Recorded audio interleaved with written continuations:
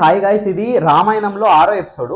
నేను మీకు ఇప్పటి వరకు ఎక్కడి వరకు చెప్పాను అని అంటే, రావణ సైన్యాన్ని మొత్తాన్ని మట్టుబెట్టడానికి శ్రీరాముడు ఏం చేస్తాడంటే, తన దగ్గర ఉండే సైన్యాన్ని 4 దిక్కులకి, అంటే అక్కడ ఏం చెప్పబడింది అనంటే ఈశాన్యం, ఆగ్నేయం, నైరుతి, వాయువ్యం అనమాట. 4 అంటే మనం ఎలా చెప్పుకుందాం అంటే ఈశాన్యం, ఆగ్నేయం అని కాకుండా తూర్పు పడమరలు అట్లయితే చెప్పుకుందాం, కొంచెం ప్రాపర్గా ఉంటుంది. తూర్పు, పడమర, ఉత్తరం, దక్షిణం, ఈ 4 దగ్గరలకి, 4 దిక్కులకి 4 సైన్యాలను అయితే పంపిస్తాడు అనమాట. ఒక సైన్యానికి నలుడు కానీ, ఇంకో సైన్యానికి రామలక్ష్మణుడు, ఇంకో సైన్యానికి హనుమంతుల వారు, ఇంకో సైన్యానికి వచ్చేసేసి జాంబవంతులు, మిడిల్లో సెంటర్లోకి వెళ్ళడానికి ఇంకొకరు వచ్చేసేసి సుగ్రీవుడు, వీళ్ళందరిని అయితే నియమిస్తాడు అనమాట. అంటే మీకు అనుమానం రావచ్చు, మిడిల్లోకి ఎలా వెళ్తారు అని అంటే వాళ్ళందరూ దూకి వెళ్తారంట అంతమంది. ప్లస్ ఏంటంటే ఒక్కొక్క గది అంటే ద్వారం దగ్గర ఎంతమంది వానరులు ఉంటారు అని అంటే కోట్ల మంది అంట. ఓకేనా, నాకు చదువుతున్నప్పుడు ఆ నెంబర్లు ఆశ్చర్యం వేసింది. కోట్ల మంది, ఒక్కొక్క అంటే ఆ ద్వారం దగ్గరే కోట్ల మంది రాక్షసులు అనమాట. మొత్తం చెప్పబడింది ఏంటి అని అంటే 100 అక్షౌహిణీల కంటే ఎక్కువ సైన్యం అంట.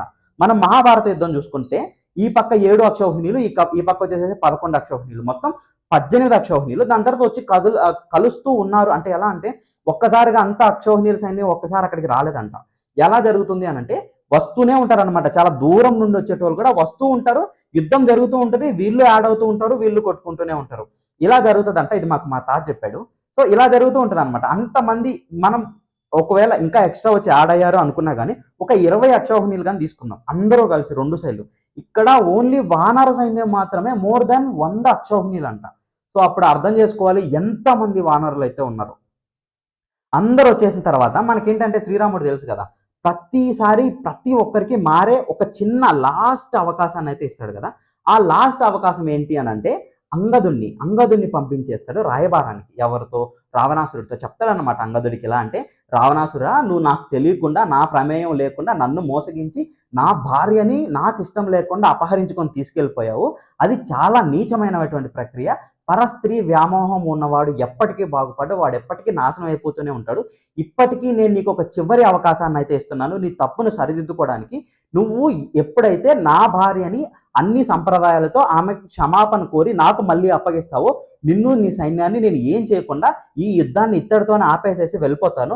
ఒకవేళ ఇలా కాదు అని అంటే ఇప్పటి వరకు శ్రీరాముడి మాటల్ని, శ్రీరాముడి గొప్పతనాన్ని, శ్రీరాముడి సౌమ్యత్వాన్ని మాత్రమే చూసిన నువ్వు ఇక్కడ నుంచి శ్రీరాముడి యొక్క కోపాన్ని కూడా చూస్తావు. ఆ కోపాన్ని నువ్వు తట్టుకోలేవు అన్నట్లుగా చెప్తూనే మళ్ళీ ఏం చెప్తున్నానంటే, శ్రీరాముడు వాడే ప్రతి ఒక్క బాణానికి రాక్షసులు ఎంతమంది విలవిలలాడిపోతారు. నేను చేసే ప్రతి యుద్ధానికి రాక్షసులందరూ నీ కళ్ళు ఎదుటగానే ఒక్కొక్కరుగా చావడం నువ్వు చూస్తావు. చివరగా నువ్వు చేస్తావు. కాబట్టి వీటన్నిటిని నువ్వు వద్దు అనుకుంటే సాంప్రదాయంగా ఎలా అంటే ఆమెకి క్షమాపణ కోరి నా సీతను నాకు అప్పగించు అన్నట్లుగా ఈ విషయాలన్నీ చెప్పు అన్నట్లుగా అంగదుని అయితే పంపిస్తాడనమాట. అంగదుడు ఏం చేస్తాడంటే అక్కడికైతే వెళ్తాడు. ఒక్క ఉదుటిన దూకి వెళ్ళాడు అన్నట్లయితే చెప్పబడింది. అక్కడికి వెళ్ళిన తర్వాత ఏమవుతుంది అంటే, మీకు ఇంకొక విషయం చిన్న చెప్తా. ఏంటి అనంటే, రావణాసురుడు వచ్చేసేసి కుబేరుడి కజిన్ అనమాట, చెప్పాలంటే తమ్ముడు. ఓకేనా.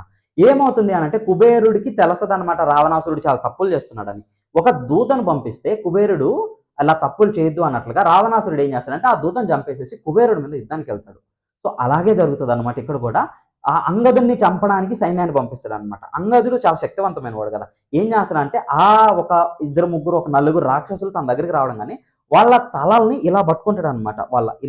ఇలా తలల్ని పట్టుకొని ఒక్క ఉదుటున పైకెక్కి కొన్ని ప్రాకారాలు అన్నట్లుగా చెప్తూ ఉంటారు అనమాట. ఒక పెద్ద అప్పుడు ఇలాంటి పెద్ద గోడలు లాంటివి అనుకోండి. ఆ రోజుల్లో పెద్ద సింహాసనాలు, ఆ భవనాలు ఎలా ఉండేవి, పెద్దగా ఉండేటి, వాటికి చాలా ఉండేటి కదా. ఒక్కసారి దాని మీద ఆ ప్రాకారం మీద దూకుతాడు అనమాట. ఆ దూకిన ఫోర్స్ ఎలా ఉంటుందనంటే, అతను దూకింది అవి అన్ని రాతి కట్టడాలైనటువంటి అవన్నీ ఒక్కసారిగా కూలిపోతాయంట. అప్పుడు కూలిపోయి కిందకి వచ్చేటప్పుడు ఏం చేస్తాడంటే ఆ రాక్షసులను అక్కడి నుంచే విసిరేస్తాడంట. వాళ్ళందరూ అక్కడ కింద పడంగానే చచ్చిపోతారంట. దాని తర్వాత అక్కడి నుంచి ఎగిరి రావణుడి ముందు ఇలా దూకుతాడంట. ఎవరు? అంగదుడు. ఎంత ఫోర్స్తో దూకుతాడు అనంటే, ఎంత బలంగా దూకుతాడు అనంటే, రావణుని సింహాసనమే ఇలా కదిలిపోయేంతటి దారుణంగా, ఎంత బలంగా అయితే దూకుతాడు అనమాట. ఇంకోటి ఏంటి అనంటే, మనం చాలా సినిమాల్లో చూస్తూ ఉంటాం అనమాట. ఏంటి అనంటే, ఇలా ఒకసారి కాలు మోపేసేసి ఎవరైనా వచ్చి ఈ కాలుని కానీ తీయగలిగితే మేము యుద్ధం కూడా చేయము, మేమే ఓడిపోయామన్నట్లు చెప్పి వెళ్ళిపోతాం అన్నట్లుగా ఉంది కదా. బట్ అదంతా బుక్లో లేదు. కానీ బుక్లో ఇలా ఉందన్నమాట. ఒక్కసారి తను అలా దూకంగానే అదంతా గడగడలాడిపోయింది అన్నట్లుగా అయితే చెప్పబడింది చూడండి. అది మాత్రమే ఉంది. సో దాని తర్వాత ఏం చేస్తారంటే ఇంకొంతమంది రాక్షసులను అయితే పంపిస్తారనమాట ఎవరిని? అంగదుడిని పట్టుకోవడానికి. అంగదుడు ఒక్క ఉదుటిన దూకేసేసి ఇటు సైడ్ అయితే వచ్చేస్తాడు.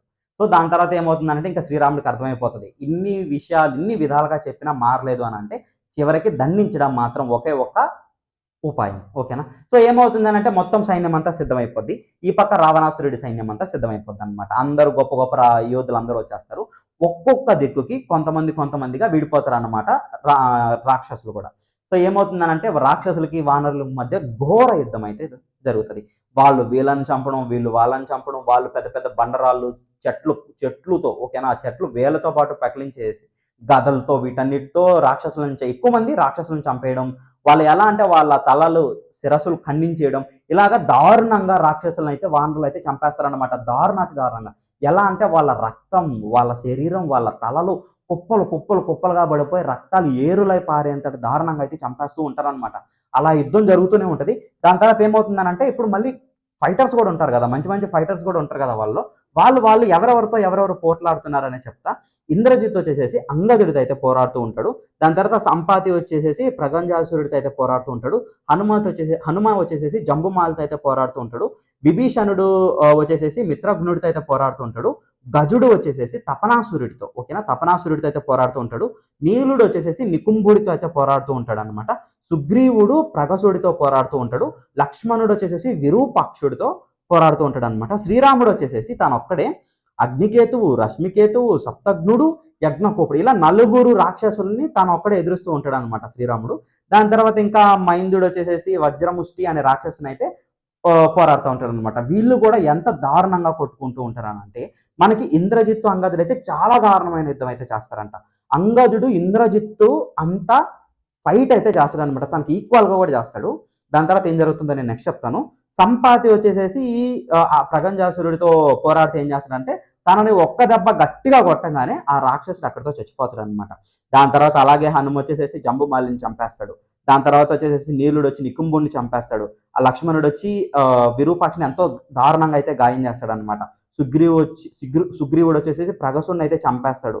శ్రీరాముడు వచ్చి అగ్నికేతువు, రశ్మికేతువు, సప్తఘ్నుడు, యజ్ఞకోపుడు సో ఈ నలుగురు రాక్షసుల్ని తన బాణాలతో ఎంతో దారుణంగా గాయపరిచి దాని తర్వాత తను ఒక్క బాణం వేస్తే ఆ 4 బాణాలుగా వచ్చేసేసి అదేం చేస్తుందంటే నలుగురి తలల్ని, శిరస్సుల్ని ఖండించేస్తుందంట.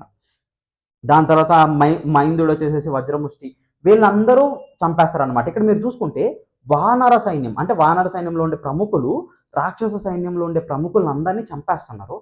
దాని తర్వాత ఏమవుతుంది అని అంటే వీళ్ళు మళ్ళీ వెళ్ళి సైన్యాన్ని కూడా చంపేస్తున్నారు అనమాట. అప్పుడు ఏమవుతుంది అని అంటే వానరులు పై చేయి సాధిస్తూ ఉన్నారు, రాక్షసులంతా చచ్చిపోతూ ఉన్నారనమాట. సో అలా వచ్చేసరికి ఏమవుతుందంటే రాత్రి అవుతుంది. ఇక్కడ మీకు చెప్పాల్సింది ఏంటి, రాత్రి పూటల్లో రాక్షసుల బలం ఎక్కువ. వీళ్ళు రాత్రి కూడా యుద్ధాన్ని ఆపట్లేదనమాట. ఎందుకనంటే రాక్షసులు పోరాడుతూనే ఉంటారు. ఎందుకంటే వాళ్ళ బలం రాత్రి పెరుగుతుంది కాబట్టి. కానీ వానరులకి ఏంటి వాళ్ళు నార్మల్గానే ఉంటుంది కదా. సో వాళ్ళు తప్పక యుద్ధం చేయాల్సి వస్తుంది. ఎందుకంటే వాళ్ళు యుద్ధం ఆపట్లేదు కదా. వాళ్ళకి రూల్స్ రెగ్యులేషన్స్ ఏమి ఉండవు. ఇప్పుడు శ్రీరాముడు అంటే క్షత్రియుడు రాజు కాబట్టి తనకు రూల్స్ ఉంటాయి. సంధ్యా సమయం తర్వాత ఏమి యుద్ధం చేయకూడదని. కానీ వీళ్ళకి అలాంటివి ఉండవు కదా. వీళ్ళు యుద్ధం చేస్తూ ఉంటారు అనమాట. సో అప్పుడు ఏమవుతుందంటే ఒకరికొకరు కనిపించరంట. ఒకరికొకరు కనిపించకుండా నువ్వు రాక్షసుడివా, నువ్వు వానరుడివా అని చెప్పి అడిగి నేను రాక్షసుని, నేను వారుని అని చెప్పి ఒకరొకరు చెప్పుకుంటారు చూడండి. అప్పుడు యుద్ధం చేసుకుంటూ ఉంటారంట. అలా కూడా అప్పుడు కూడా రాక్షసుల్ని చాలా మందిని అయితే వానరులు అయితే చంపేస్తూ ఉంటారు అనమాట. దాని తర్వాత ఇక్కడ ఏం జరుగుతుందంటే రాక్షసుల్లో కొంతమందికి మాయా విద్యలు తెలుసు కదా, రాత్రిపూట కనిపించకుండా ఆ మాయా విద్యలు అయితే ప్రదర్శిస్తారనమాట. అప్పుడు ఏమవుతుందంటే ఎంతో మంది ఎక్కువ మంది వానరులను కూడా చంపి తినేస్తారంట. అట్లా అయితే జరుగుతూ ఉంటుంది అనమాట. కొంతమంది వానరులు వచ్చేసేసి రాక్షసులు కూడా చంపేస్తూ ఉంటారు. ఇలా అయితే జరుగుతూ ఉంటుంది అనమాట. కానీ ఇక్కడ ఏంటి అని అంటే నేను ఇప్పటి వరకు చదివిన పేర్లలో అందరిని చంపేశారు. ఒక్క ఇంద్రజిత్తు, అంగదుడు మాత్రం పోరాడుతూనే ఉంటారు అనమాట. అప్పుడు కూడా ఏమవుతుంది అని అంటే అంగదుడు చేసే యుద్ధానికి ఇంద్రజిత్తు ఓడిపోతాడు. ఓకేనా, ఇంద్రజిత్తు ఓడిపోతాడు. ఇంద్రజిత్తు రథాస్వాలన్నింటినీ చంపేస్తాడు. తన రథ సారథిని చంపేస్తాడు. ఇంద్రజిత్తు ఓడిపోయి ఏం చేయాలో అర్థం కాక అంతర్ధానం అయిపోతాడు అనమాట. ఓకేనా, అప్పుడు పైకి వెళ్ళిపోతాడు అనమాట. అంతర్ధానం అయ్యి ఆకాశంలోకి వెళ్ళిపోతాడు. ఇక్కడ ఏంటి అని అంటే అందరూ చాలా మంది ఈ మధ్య అక్కడ ఏం చేస్తూ ఉంటారు అనమాట. ఏంటి అని అంటే వాళ్ళకి పూర్తిగా చదవకుండా ఏవో ఇన్స్టాగ్రామ్లో రీల్స్ అవి ఇవి చూసేసి ఏవేవేవో మాట్లాడేస్తూ ఉంటారు అనమాట. ఇంద్రజిత్తు గొప్ప ఫైటరు. ఓకేనా, గొప్ప ఫైటరు. ఏంటి మాయా శక్తులు అవన్నీ కలిపితే గొప్ప ఫైటరు. అలా కాకుండా నార్మల్గా ఫెయిర్ బ్యాటిల్ చేయాలి అని అంటే ఇంద్రజిత్తు గెలవలేడు అనమాట. ఎందుకంటే తనకు రాక్షసుడు, తనకి మాయా విద్యలే ఎక్కువ ఉన్నాయి. ఇంకోటి ఏంటి అని అంటే తన దగ్గర అన్ని అస్త్రాలు కూడా ఉన్నాయి అనమాట. చాలా అస్త్రాలు ఉన్నాయి. సో ఇప్పుడు మనం చూసుకుంటే నార్మల్ ఫెయిర్ బ్యాటిల్లో గానైతే అంగదుడు ఇంద్రజిత్తుని ఓడించేశాడు. ఆ ఓడించిన ఆ సిగ్గుతో ఏం చేస్తాడంటే ఇంద్రజిత్ వెళ్ళిపోతాడనమాట అక్కడి నుంచి. అది రాసుంది. ఓకేనా? కానీ అదే మామూలుగా అస్త్రాలతో తీసుకొని లేదనంటే ఇంద్రజిత్ తన మాయాశక్తులను గాని యూజ్ చేస్తే అంగదుడు ఓడిపోయేటోడేమో. సో ఫెయిర్ బ్యాటిల్‌లో వచ్చేసేసి ఏమవుతదనంటే ఇంద్రజిత్ ఓడిపోతాడనమాట. కానీ ఈ శక్తులన్నీ ఉపయోగిస్తే ఇంద్రజిత్ గెలవచ్చు. సో దానికి మీరేం చేస్తారనంటే ఒక్కసారిగా ఎత్తేసేసి Indrajit equals to 16 or 17 Arjuna ఇయన్నీ చెప్పకూడదనమాట. ఏంటి అనంటే ఇంద్రజిత్తు ఓడించలేనటువంటి కొంతమంది రాక్షసులు ఎవరు నివాత కవచుల్ని అర్జునుడు ఒక్కడే చంపేశాడు. ఓకేనా? సో మనం అయన్నీ కాలిక్యులేట్ చేసుకోవాలి. ఓకేనా? సో ఏమవుతుందనంటే ఇంద్రజిత్తు అంగదుడి చేతిలో ఓడిపోయిన తర్వాత ఆ సిగ్గుబారంతో ఏమవుతుందనంటే తన ఆకాశంలోకి వెళ్ళిపోయి అంతర్ధానం అయిపోతుంది అనమాట. దాని తర్వాత ఇక రామలక్ష్మణులు వచ్చేసేసి యుద్ధం చేస్తూనే ఉంటారు. ఎంతోమంది రాక్షసులు అంతర్ధానమైనటువంటి రాక్షసులను కూడా రామలక్ష్మణులు చంపేస్తూనే ఉంటారు అనమాట. దాని తర్వాత ఏం జరుగుతుందంటే ఈ యుద్ధం ఇలా ముందుకు వెళ్తూనే ఉంటది. దాని తర్వాత ఇంద్రజిత్తు వైలద్దరితో యుద్ధం చేస్తాడనమాట రామలక్ష్మణులతో. అప్పుడు కూడా ఇంద్రజిత్తుతో చాలా బాగా అయితే పోరాడిన తర్వాత ఇంద్రజిత్ ఏం చేస్తాడంటే వాళ్ళందరినీ అంటే ఎలా అంటే మాయా శక్తులను ఉపయోగించి అంతర్ధానం అయిపోయి ఒక సైడ్ నుంచి ఇంకో సైడ్‌కి టక మారిపోతూ ఏమవుతుందనంటే వాళ్ళకి తెలియకుండానే శ్రీరాముడి మీద, లక్ష్మణుడి మీద నాగపాశాన్నయితే వదులుతాడనమాట. ఇక్కడేంటి అనంటే నార్మల్ నాగాస్త్రానికి గరుడాస్త్రం వచ్చేసేసి విరుగుడవుతది. ఓకేనా? నార్మల్ నాగాస్త్రానికి. కానీ నాగపాశం ఏంటి అనంటే ఆ పాశాస్త్రం ఏం చేస్తదంటే బంధించేస్తదనమాట. అది నాగాస్త్రం లాంటిది కాదు అది. పాశం అది. అంటే బంధించేస్తది. దాని తర్వాత ఇంత టైం అన్నట్లో ఉంటది. అది గాని వాళ్ళు గాని ఏం చేయలేకపోతే చచ్చిపోతారనమాట. సో నాగపాశాస్త్రంతో బంధించేస్తాడనమాట. ఈ నాగపాశాస్త్రం ఏంటి అనంటే చాలా రేర్ అస్త్రం ఇది. ఎక్కువ మంది దగ్గర అయితే ఉండదు. నేను చదివిన దాని వరకు అయితే ఇంద్రజిత్ దగ్గర, అర్జునుడి దగ్గర మాత్రమే ఉందన్నమాట. అర్జునుడికి ఉలూపి అయితే ఇస్తది. ఇంద్రజిత్‌కి మేబీ ఎలా వచ్చిందైతే నాకు తెలీదు. బట్ శ్రీరాముడి మీద అయితే వాడాడనమాట. శ్రీరాముడి మీద, లక్ష్మణుడి మీద.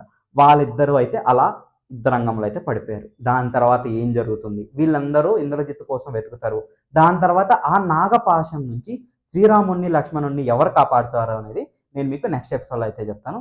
జై శ్రీరామ్. Thank you all.